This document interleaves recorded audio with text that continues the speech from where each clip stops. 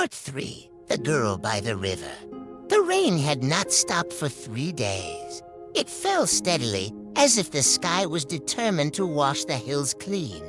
The river below ran heavier, its turns darker and faster. As though stirred by some secret deep beneath the surface, Meera sat on her bed, the diary half open, the rustling of pages mixing with the soft patter of rain on the tiled roof. She had read slowly, just as Daddy's letter had advised, but each page pulled her deeper into a truth she both longed for and dreaded. The girl by the river, the fire, and her mother. The diary told it all.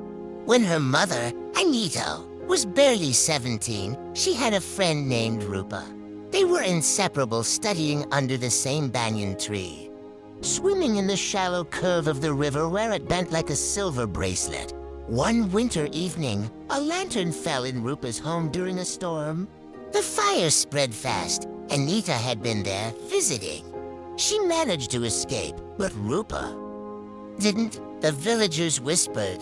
Some said Anita should have done more, others hinted she had been the cause.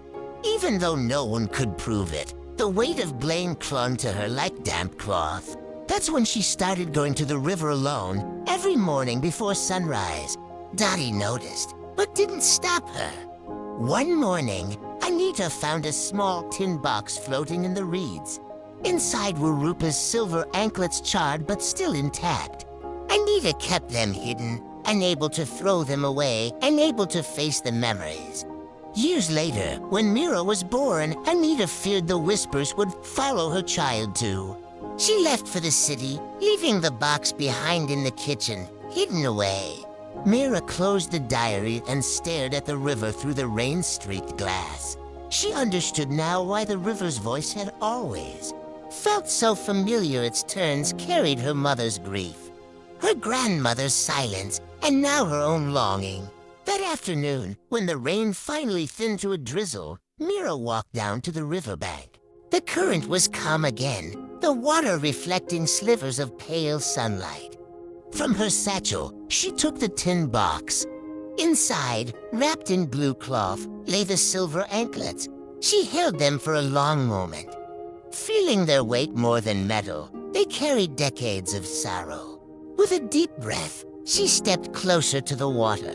"I forgive you," she whispered, not just to her mother, but to the river, to the past, to herself.